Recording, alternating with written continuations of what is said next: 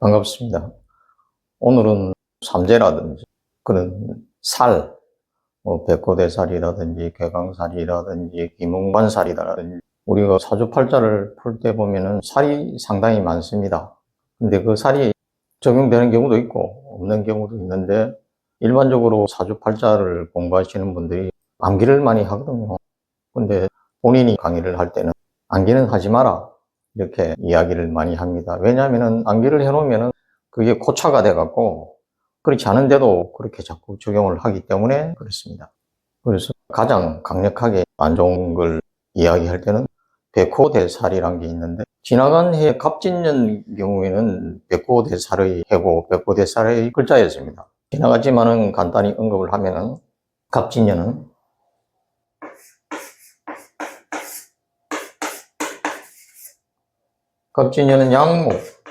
양목입니다. 이거는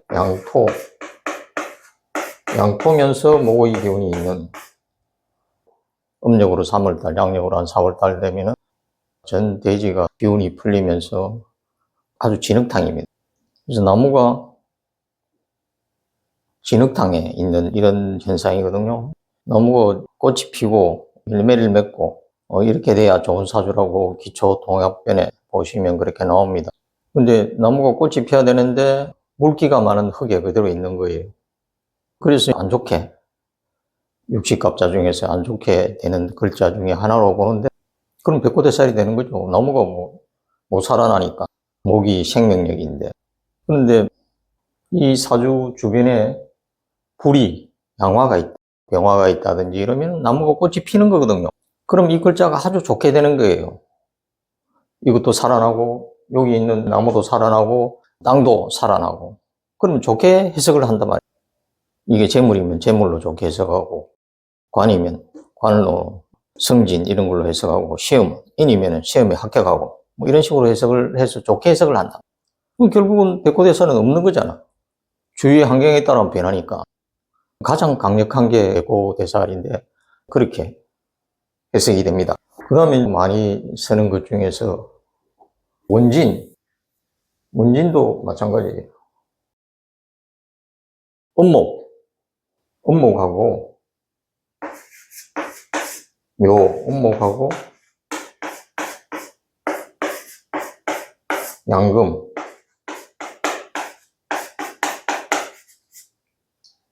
이것도 원진이 되는데, 원진은 홍합 볼 때 가장 많이 쓰죠. 이 현상이 음목, 식등굴 이런 게 바위를 감고 있는 그런 현상이거든요. 그래서 나무는 항상 햇빛을 먼저 선호하는데, 이게 햇빛이 없다 이기지. 양금 바위로 해석을 하지만은 계절로는 가을이거든요. 햇빛이 없는 그런 가을에 식등굴이 있다 이런 걸로 해석이 되는데, 여기도 마찬가지로 그러면 안 좋은 거죠. 햇빛이 없으면 안 좋게 해석한다 이거죠.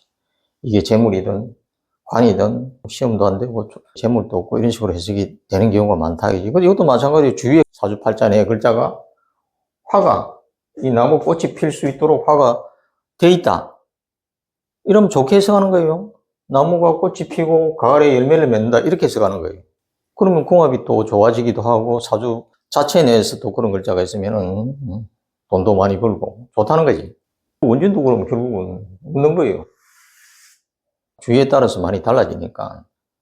요 글자만 보면 안 좋을 수가 있지. 근데 이 글자를 외워놓으면 문제가 생기는 게, 그게 자꾸 생각이 빠져들기 때문에 틀린 경우가 많거든요. 그래서 본인은 강의할 때 원진살이라든지 삼재라든지 백호대살 외우지 마라. 그냥 나무가 꽃이 피는지를 그것만 보면 해석이 되니까 그렇게 하라고 이렇게 이야기하는데, 이 원진도 마찬가지 이렇게 되는 거예요. 좋을 수도 있고 나쁠 수 있다. 그럼 해당 사항이 없는 거잖아.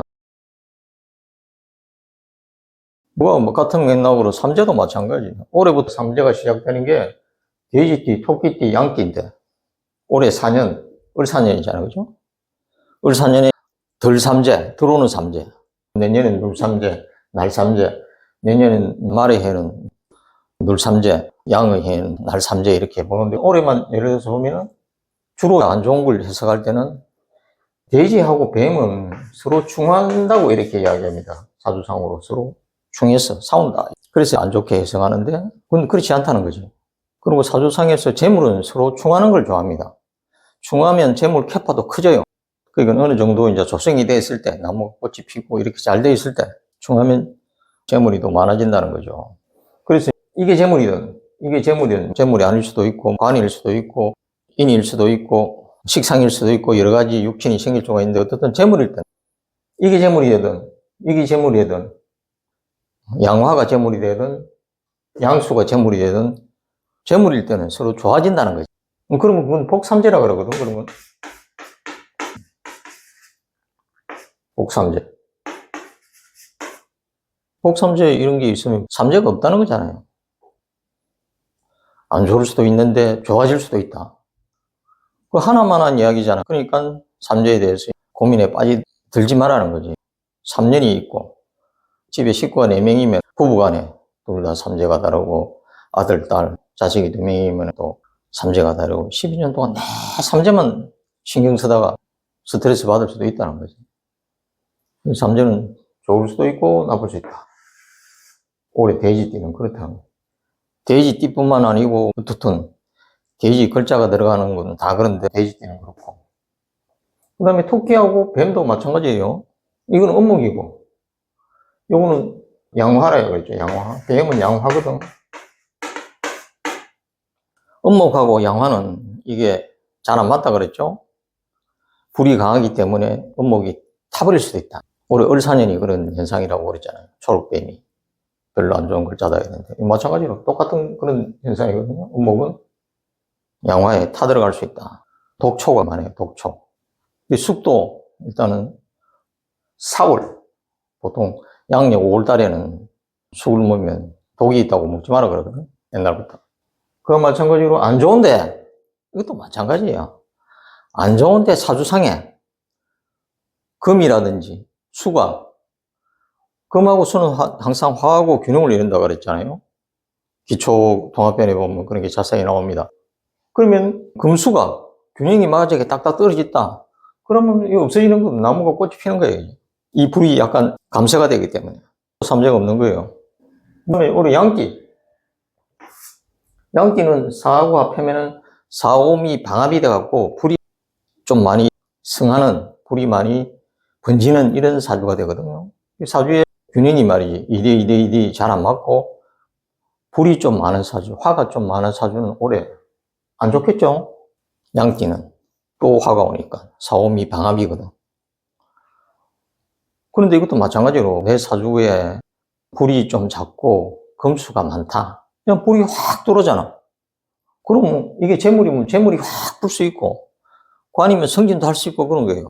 그래서 요점은 뭐냐 그러면 본인이 삼재가 없고 살, 원진, 기문관살, 개광살, 백호대살 다 마찬가지예요. 그런 글자는 암기를 하지 말고 수강생들한테도 그렇게 암기를 하지 말고 나무가 꽃이 피느냐 그걸 열심히 2대2대가 되느냐 풀이를 해갖고 좋은 쪽으로 가면은 좋게 되는 거고 나쁜 쪽으로 가면 나쁘게 된다는 거지. 그거는 살이 아니라도 마찬가지거든.